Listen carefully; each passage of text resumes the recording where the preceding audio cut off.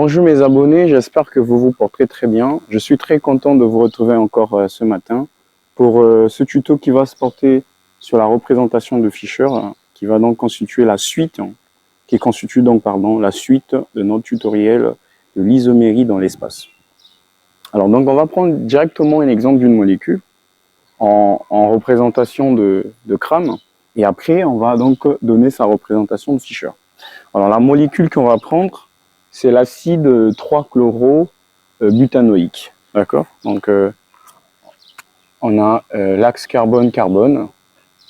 On va le prendre dans le plan, celui-là. Celui-là, bon, il y a généralement toujours ces trois liaisons, on en avait vu. Hein, donc, je vous encourage d'aller suivre hein, si vous ne comprenez pas la représentation de Cram. D'accord? Donc, voilà. Donc on a un CH3 ici, on a un H. Et là, on a un H. Voilà. Ça, c'est la représentation de Cram ou en perspective de la molécule d'acide 3-chloro-butanoïque. D'accord? Le choix, bon, à partir du moment où on vous demande pas, on vous précise pas quel est le groupement qui sera dans le plan en arrière ou en avant du plan, en tout cas, vous pouvez faire ce que vous pouvez faire. D'accord? Vous représentez comme vous voulez. Donc du coup, on va passer donc à la représentation de Fischer. Alors pour passer à la représentation de Fischer à partir de Cram, il y a des règles que vous devez respecter, et notamment les deux. Donc la première règle, c'est que vous devez avoir votre chaîne dans le plan. Donc la chaîne principale, d'accord? La chaîne principale doit être dans le plan. Donc ça c'est la première règle. La deuxième, cette chaîne-là doit créer une concavité dans le même sens. Donc, on doit avoir, à partir de cette chaîne, une concavité dans le même sens. Donc, je vais m'expliquer ce que ça veut dire. Une concavité dans le même sens, c'est-à-dire que cette chaîne-là peut avoir une concavité dans le même sens comme ça peut être comme ça, ou une concavité dans le même sens comme ça. Voilà, c'est ce que ça veut dire. Donc, la première des choses, si vous voulez, à partir de Cram, passer donc à la configuration de la représentation de Fischer, vous devez donc chercher la chaîne principale, obligatoire. Alors, aussi la chaîne principale, c'est ça la molécule en fait de base, parce que la molécule organique est définie comme une chaîne carbonée. D'accord? C'est la chaîne carbonée, et à partir de cette chaînon carbonée, d'autres atomes viendront se fixer. Et ça va donner donc une molécule organique. Donc je vous encourage d'aller suivre, pour comprendre toutes ces notions-là, l'introduction à la chimie organique. Voilà. Il y a déjà un tuto qui est disponible. D'accord? Donc, la première des choses, c'est comprendre, il faut trouver, la chaîne principale. Et il faut que cette chaîne principale puisse être dans le plan. Donc, on va chercher la chaîne principale. Donc, c'est une chaîne qui est carbonée. Donc, on y va. Entre la fonction chlore, puisque c'est déjà un composé qui est polyfonctionnel, qui a deux fonctions. Vous avez un dérivat halogéné et la fonction acide. Vous savez que la fonction acide est plus oxydée que ça. D'accord, hein, on vous parle, quand vous avez plusieurs groupements fonctionnels dans une molécule, là il s'impose donc la notion de priorité. Cette fonction est prioritaire. Donc en ce moment-là, ça va imposer le sens de nomenclature. Donc le sens de numérotation des atomes de carbone. Donc on a 1 carbone, 2 carbone, 3 carbone, 4 carbone. On ne peut pas s'arrêter là parce qu'une chaîne carbonée, ça va d'un carbone à un autre. Donc d'un carbone ici et de l'autre extrémité aussi un carbone. Donc c'est important de le savoir. Donc à partir du moment où on repère la chaîne principale dans le plan, la deuxième des choses à faire, il faut vérifier si cette chaîne carbonée crée une concavité dans le même sens. D'abord, il y a aussi ça. D'abord, est-ce que la chaîne principale est dans le plan? Ah voilà, c'est ça. Est-ce que c'est d'abord dans le plan? Regardez ici, vous savez que dans la représentation de Cram, un trait comme ça veut dire dans le plan. Ça veut dire que c'est dans le plan. Voilà. Ça, un trait comme ça, complet, veut dire que c'est dans le plan. Donc jusque-là, vous voyez que c'est dans le plan. Ici aussi dans le plan. Mais la partie là, le CH3, n'est pas dans le plan. Le CH3 est en avant du plan. C'est-à-dire que si vous avez votre plan ici, d'accord, ces groupements-là sont dans le plan, mais le CH3 à la fin, il sort du plan. Donc en tout cas, il sort du plan. Il n'est pas dans le plan. Or, la règle, c'est que vous devez avoir votre chaîne principale dans le plan. Alors, ce qu'on va faire, c'est quoi? On va d'abord faire une rotation, parce que si c'est pas ça, ça marche pas. Donc, on va faire une rotation. Alors, regardez, On va faire, pardon, une rotation. Celui-là, il va passer ici, d'accord? Celui-là, il va passer dans le plan. Et celui qui était dans le plan ben, va passer en avant. Bon, voilà. Celui qui est en avant du plan passe dans le plan. Et celui qui était dans le plan passe en arrière du plan. Et celui qui était en arrière du plan passe en avant du plan. D'accord? C'est une rotation qu'on va faire. Donc, une rotation, on fait une rotation. Donc, rotation. Donc, en faisant une rotation, c'est pour respecter la première règle. Donc, on y va. Donc, on aura toujours donc celui-là qui est dans le plan. Voilà. Ici, il n'y a pas de problème. Mais et c'est ici, en fait. D'accord? Donc, ici, on aura celui-là, il est dans le plan. Donc, directement, c'est un CH3. Donc, si lui, il passe dans le plan, vous voyez, d'accord, celui qui était en avant du plan passe dans le plan. Ça veut dire que celui qui est en avant du plan, dans le plan, passe en arrière du plan et celui qui était en arrière du plan passe en avant du plan. Donc, du coup, on va avoir ça comme ça. Donc, on aura un H ici qui passe là. Donc, après, vous avez un C. Donc, c'est ce que je disais. Donc, celui qui est en avant du plan, d'accord, il va passer dans le plan. Donc, vous imaginez que vous avez un élément qui est en arrière du plan. Regardez. Donc, ça, c'est dans le plan, hein, d'accord? C'est ce qui est là. Donc, dans le plan en bas, voilà, il faut préciser que c'est dans le plan en bas. Bon, c'est un peu difficile de vous représenter ça. Celui-là, il est dans le plan en bas, d'accord? Et celui-là, il est en avant du plan, donc il sort là, d'accord? Si on veut qu'il se retrouve, celui qui est en avant du plan se retrouve dans le plan, ça veut dire que celui qui était dans le plan, il va se retrouver en arrière du plan, d'accord? Et celui qui était en arrière du plan, qui est le H, il va se retrouver en avant du plan. Voilà, c'est tout simple en fait. Je ne sais pas si c'est clair. Donc je répète, ce groupement-là, donc le chlore, il est dans le plan en bas. Hein, donc ça, c'est l'axe carbone-carbone. Imaginez que c'est l'axe carbone-carbone. Là, c'est le sel qui est dans le plan. On est d'accord? Sel qui est dans le plan. Et le CH3 qui est en avant du plan, vous imaginez que ça sort ici, en avant du plan. Et celui-là, il est en arrière du plan, le H.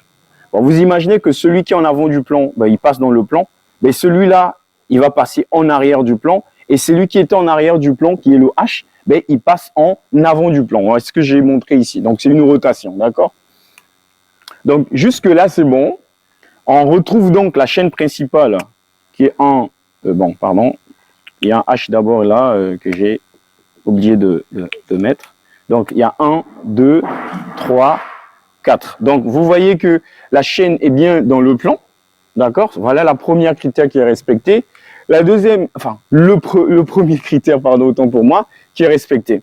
Et donc, on passe au deuxième critère. Donc, on va voir si c'est respecté. On dit, on crée une concavité dans le plan. C'est-à-dire que la chaîne principale crée une concavité dans le même sens, pardon. Alors là, vous voyez que ce n'est pas dans le même sens, puisque la partie là, donc ça est là.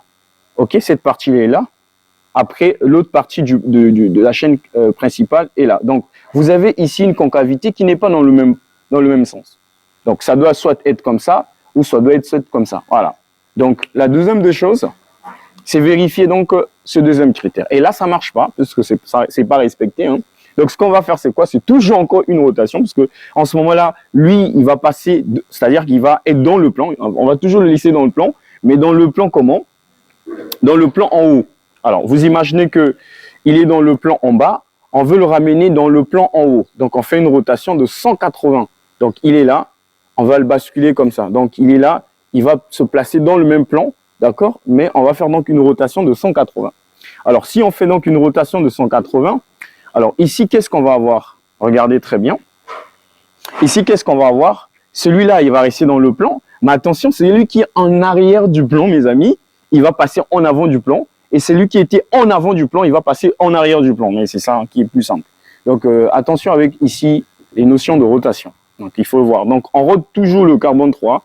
C'est comme toujours ici le carbone 3. Voilà. Toujours le carbone 3, puisque la partie là, déjà pour nous, c'est déjà clair, il est dans le plan. Donc, ici, on fait une rotation. Donc, du coup, on aura toujours carbone-carbone. Celui-là, il est là. Voilà. D'accord. H, il est là. Alors, c'est lui qui passe dans le plan. Voilà, en haut.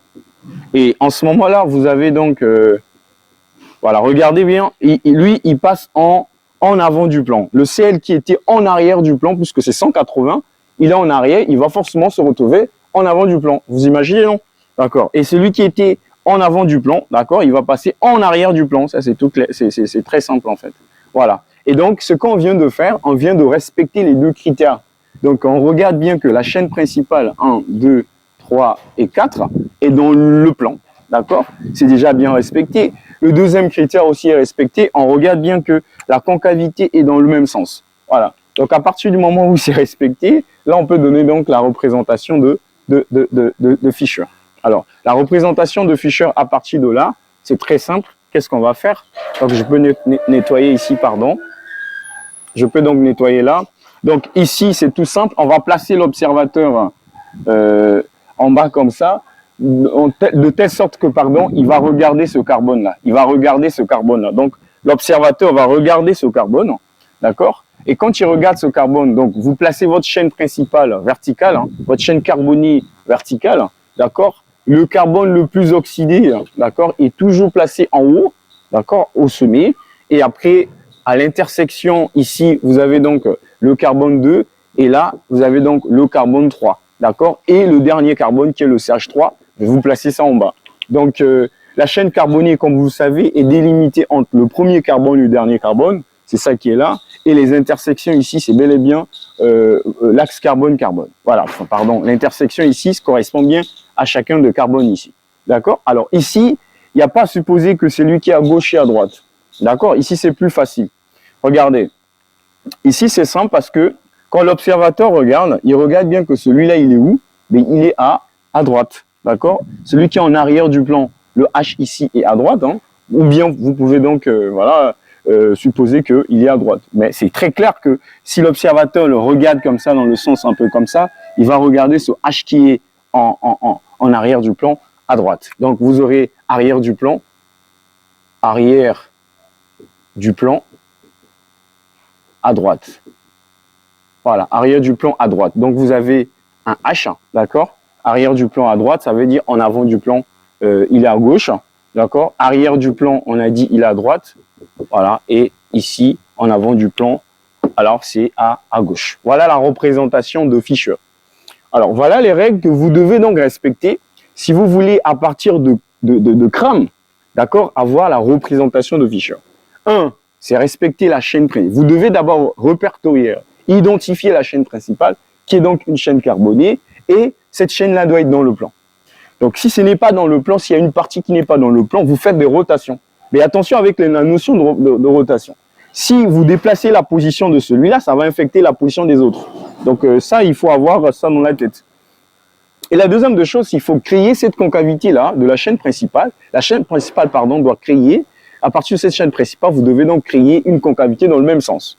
Donc ça doit être comme ça, ou soit comme ça. C'est pas une partie qui est là, l'autre qui est en haut. Non, ça marche pas. Donc vous devez avoir cette chaîne-là dans le même sens. Voilà. Donc j'espère que vous avez compris comment est-ce qu'on passe de Cram, d'accord? Comment est-ce qu'on passe de Cram à Fisher. Alors, la deuxième partie, donc, on va passer de Newman à Fisher. Donc, vous pouvez passer de Cram directement à Fisher sans passer par Newman, ou soit vous passez par Newman, vous donnez donc la représentation de ça en Fisher. J'espère que c'est clair. Donc, c'est ce qu'on va essayer de faire. Hein. Donc, on va prendre cette représentation-là. Donc, on va prendre notre première représentation de Cram. D'accord, on va donner ça à Newman. Donc, donc vous avez COH. Voilà. Donc, voilà, vous en avez là. Voilà, vous avez un CH3. Et ici, vous avez H. Voilà. Donc, voici la représentation dès le début hein, de Cram. Donc, on va passer maintenant de Newman, pardon, à Fisher. Alors, donc, à partir de Cram, vous savez qu'on peut passer à Newman. Donc, ce qu'on va voir, c'est qu'il faut placer l'œil de l'observateur. Donc, l'observateur va regarder l'axe carbone-carbone comme ça, d'accord? Hein, ça, j'avais déjà expliqué. Vous pouvez aller voir le tuto sur l'isomérie dans l'espace. En tout cas, je vous encourage pour mieux comprendre la représentation de Newman. D'accord? Donc, vous placez l'observateur du côté opposé du carbone le plus oxydé. Donc, le carbone qui est plus oxydé, c'est celui-là. Donc, l'observateur doit regarder du côté opposé. Donc, l'observateur doit être plus éloigné du carbone oxydé. Ça, c'est important. Donc, je ne peux pas placer ça là. Donc, du coup, il regarde l'axe carbone-carbone qui est dans le plan. D'accord? Et le carbone qu'il voit, regardez, on le représente par un point. D'accord? Et la liaison là, qui est dans le plan, est toujours verticale dans Newman. Donc, la liaison qui est verticale est dans le plan. Voilà. Donc, verticale dans Newman, ici, veut dire que c'est un groupement qui est dans le plan. Voilà. Donc, ici, il est là. C'est un sel qui est dans le plan. Et donc, ici, vous pouvez donc, à vous de voir, hein, si vous pouvez dire que c'est en arrière du plan ou en avant du plan. D'accord? Donc, on peut prendre en avant du plan à droite. D'accord? Là, c'est à vous de voir. En avant du plan à droite. Donc, celui qui est en avant du plan, il est à droite. Et celui qui est en arrière du plan, il est bien à gauche. Donc, ça, c'est le carbone que vous voyez. C'est le carbone, ça, c'est 1, 2, 3, et ça, c'est 4. D'accord? Et le deuxième carbone, donc je peux mettre ça en couleur. 1, 2, 3 et 4. D'accord? Alors, le deuxième carbone qui ne peut pas voir, on le représente par un cercle, d'accord? Alors, il a une liaison qui est dans le plan en haut. Vous voyez que ici, c'est dans le plan en bas, c'est ce que j'ai représenté ici, mais ici, c'est dans le plan en haut. Donc, je le représente là. Vous avez un COH, hein, d'accord? Après, on a dit que ici, en avant du plan, c'est à droite. Donc, en faisant quand même la différence entre les H. Hein. Donc, on a A, B, C. Donc, ici, on a C, hein, d'accord? Donc, A ici, en avant du plan, on a dit à droite. Donc, HB, ici, HA, d'accord? Alors, voici la représentation de Newman. Alors, très important, cette représentation de Newman, vous voyez que c'est une représentation qui est bel et bien décalée, qui est stable ici. Alors, donc, à partir de cette représentation, on vous demande de trouver la représentation de Fischer. C'est aussi un examen. Donc, c'est important de le savoir. La première des choses à faire, c'est toujours respecter nos critères à nous. La chaîne principale doit être dans le plan. Voilà. Chaîne principale dans le plan. Principale dans le plan. Voilà. Ça aussi, c'est important de savoir. Toujours les deux critères. Donc, après, la concavité. Voilà. Ça, vous devez respecter ça. Alors, donc, chaîne principale dans le plan. Attendez, je vais numéroter la chaîne principale. On a le premier carbone, on a le deuxième carbone qui est le cercle, on a le troisième carbone qui est le pont, vous voyez bien, on a le quatrième carbone qui est là. Alors, comme vous voyez bien que cette chaîne n'est pas dans le plan, il y a une partie qui est dans le plan, d'accord, et une autre partie qui n'est pas dans le plan. N'oubliez pas que les liaisons qui est verticale, hein, j'ai bien dit que dans Newman, ça veut dire que c'est dans le plan. Donc ça, depuis ça, c'est dans le plan. Vous savez que déjà les deux carbones, déjà que ce sont des carbones qui sont dans le plan. Hein. Là, ça est là, la liaison est bien là. Donc ça, vous voyez bien que c'est vertical dans le plan, mais le CH3 n'est pas dans le plan puisqu'il se trouve à droite. Or, le plan veut dire vertical. D'accord? Donc, ce qu'on va faire, c'est aussi une rotation qu'on doit faire. D'accord? Donc, c'est une rotation qu'on va essayer de faire. Donc, on va faire une rotation. Alors, rotation sur quel carbone? Attention, c'est au niveau du carbone 3. Parce que 2, bon voilà, 2, il est déjà dans le plan. C'est à partir du troisième carbone qu'on veut ramener celui-là ici, dans le plan. D'accord? Donc, on fait une rotation. Alors, rotation au carbone 3. Alors, quand on fait une rotation au carbone 3, c'est justement pour ramener ce CH3 qui fait partie de la chaîne principale, mais dans le plan. Alors, attention, on ne va pas le ramener dans le plan, on peut le ramener dans le plan dans ce sens-là. Il peut se placer ici dans le plan vertical ou bien le placer ici vertical. Mais attention, comme on a dit que la concavité dans le même sens, il faut le ramener ici. D'accord? Après, vous allez voir qu'il y aura une concavité dans le même sens. Parce que bien si vous ramenez ça en bas, il n'y aura pas une concavité dans le même sens. Parce que le groupement COOH va être en haut et le CH3 va être en bas. Donc, ce n'est pas dans le même... la concavité ne sera pas dans le même sens. Bon, en tout cas, vous allez comprendre. Donc, on ramène ça ici. Donc, on fait une rotation ici. Donc, ce qu'on ne bouge pas là, déjà, voilà. Le C2 ne bouge pas, donc je remets.